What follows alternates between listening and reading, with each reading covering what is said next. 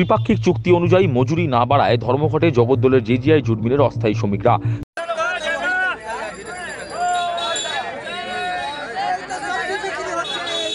ত্রিপাক্ষিক চুক্তি অনুযায়ী মজুরি না বাড়ার ক্ষোভে কাজ বন্ধ রেখে ধর্মঘটে সামিল হলেন জগদ্দলের জেজিআই জুট মিলের অস্থায়ী শ্রমিকরা।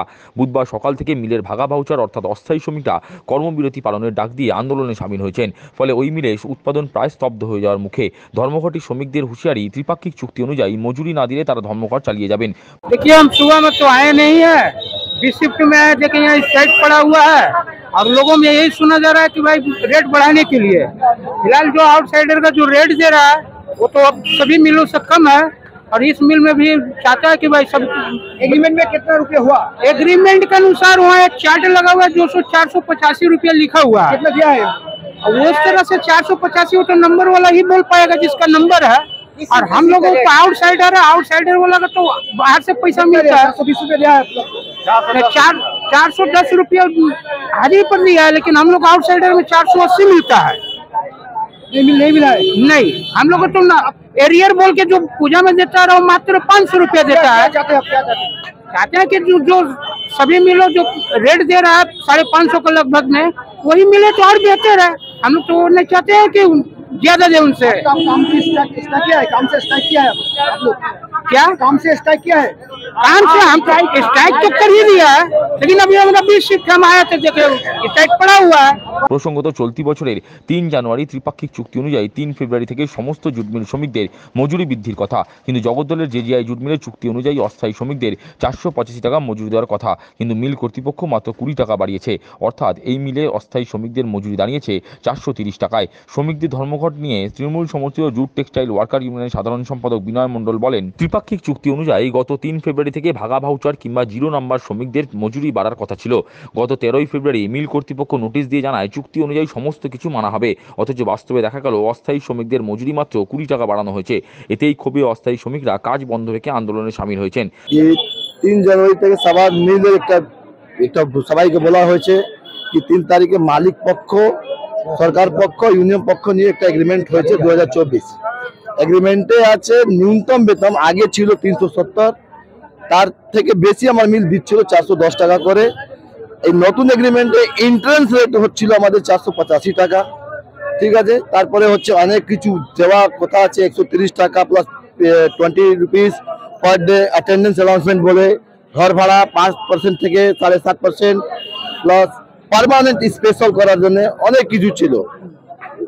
3 ফেব্রুয়ারি থেকে আমরা প্রত্যেক দিন আমরা ম্যানেজমেন্টকে বলছিলাম কি আপনারা একে অবিলম্বে একে লাগু করুন। একে দেখতে দেখতে 13 তারিখে আমাদের মালিক পক্ষ থেকে এটা ম্যানেজমেন্ট পক্ষ থেকে একটা নোটিশ লাগানো হয়েছে কি যেটা এগ্রিমেন্ট হয়েছে সমস্ত এগ্রিমেন্টকে আমরা মানছি और সবাই এগ্রিমেন্টের আন্ডার যেটা আছে সবাই আমরা লাগু করব। কিন্তু দেখা গেল কি যেটা ন্যূনতম ইন্টারেস্ট রেট আছে 410 টাকা আছে, তো 410 টাকাই হয়ে গেল।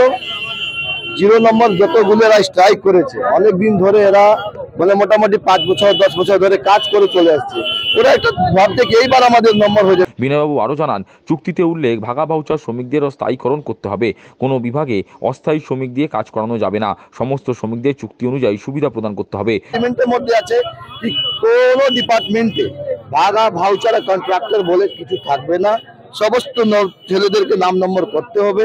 ন্যূনতম রেট যেটা আছে তার মধ্যে ঘর ভাড়া, অ্যাটেন্ডেন্স অ্যালাউন্সমেন্ট প্লাস 5 টাকা বেসিকে বলে যেটা আছে প্লাস 1 টাকা ইনাম করে সব জড়িত করে ওদেরকে নাম নম্বর করতে।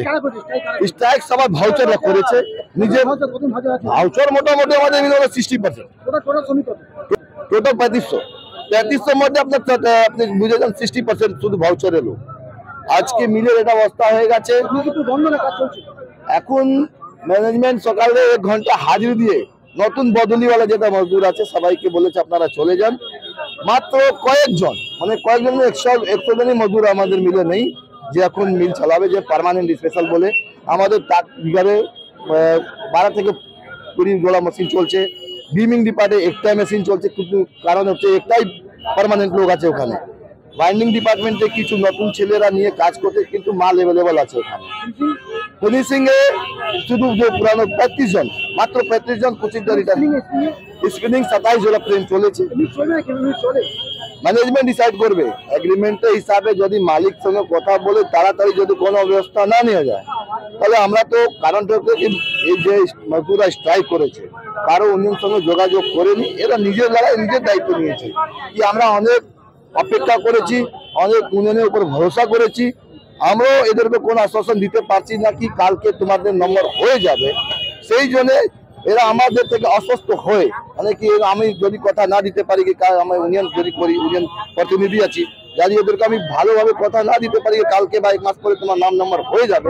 বিনয়বাবু দাবি, এই মিলে শ্রমিক সংখ্যা 3500 জন, তার মধ্যে 60% অস্থায়ী শ্রমিক, তাই হাতে গোনা স্থায়ী শ্রমিক দিয়ে কখনোই মিল চালানো সম্ভব নয়। অবিলম্বে অস্থায়ী শ্রমিকদের ত্রিপাক্ষিক চুক্তি অনুযায়ী মজুরি দেওয়া দিয়ে সমস্যা মেটাতে হবে।